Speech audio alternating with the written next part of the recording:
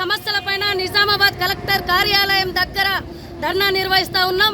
ముఖ్యంగా స్థానిక సమస్యలను పరిష్కరించాలనే, అదేవిధంగా ప్రతి నెల జీతాలు ఇవ్వాలి అనేదే.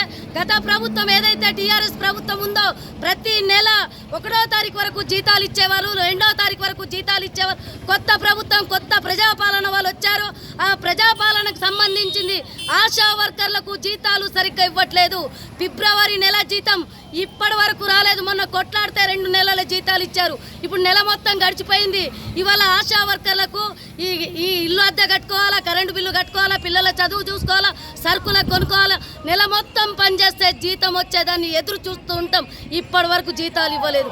రెండోది, ఏదైతే ఇవాళ అధికారులు రెప్రెసివ్ సర్వే చేయాలనేదే వేధిస్తూ ఉన్నారు. 3 సంవత్సరాల రెప్రెసివ్ సర్వే డబ్బులు ఇవ్వలేదు. డబ్బులేమో సెంటర్లేమో మన జిల్లాలకు పంపించినామని చెప్తా ఉన్నారు. ఇక్కడ జిల్లాలో డిఎంహెచ్ఓ గారికి అడిగితే రెప్రెసివ్ డబ్బులు లేవని చెప్తా ఉన్నారు. ఇది సరైంది కాదు. రెప్రెసివ్ సర్వే ఆశా వర్కర్లతోటి, మగవాళ్ళతోటి నడుము చుట్టూ ఎంత ఉంది, ఛాతి కొలత ఎంత ఉంది, ఎక్కడ మచ్చ ఉంది, పాన్పరకు తింటుండా లేదా, నోట ఏలు పెట్టిరా లేదా, ఇవే సర్వే చేయించాల్సింది.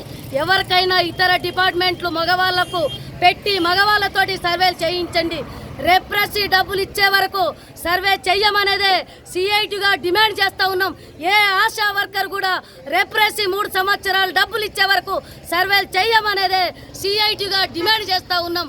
అదేవిధంగా ఏదైతే ఇవాళ ఆశా వర్కర్లకు కనీస వేతనాలు, ఉద్యోగ భద్రత, ఈఎస్ఐ, పిఎఫ్ సౌకర్యం, సమ్మెకాలం జీతాలు ఏదైతే కొత్త ప్రభుత్వం వచ్చిందో ఆశా వర్కర్లకు కనీస వేతనాలు ఇస్తామని చెప్పారు.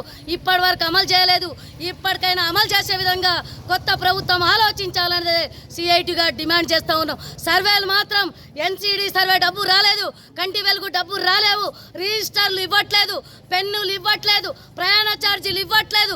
ఎక్కడ మీటింగ్ ఉంటే అక్కడ ఆశా వర్కర్లకు పిలుస్తారు, ఎక్కడ పని ఉంటే ఆశా వర్కర్లకు పిలిపిస్తారు. ఓకే, ప్రజాపాలన అని పొద్దున 6 గంటల నుంచి సాయంత్రం 7 గంటల వరకు చేస్తే, ఒక్క డెలివరీ కేసు తీసుకోకపోతే, ఒక్క డెలివరీ కేసు చేయకుంటే, స్ఫూటన్ డబ్బులు ఒక్కటి ఇవ్వకుంటే, టీవీ పేషెంట్ ఒక్కటి తీసుకోకపోతే ఇవాళ పారితోషికంలో డబ్బులు కట్ చేశారు. అంటే ప్రజాపాలనలో చాకిరీ చేయాలి, ప్రజాపాలనలో వెట్టి చాకిరీ చేయాలి.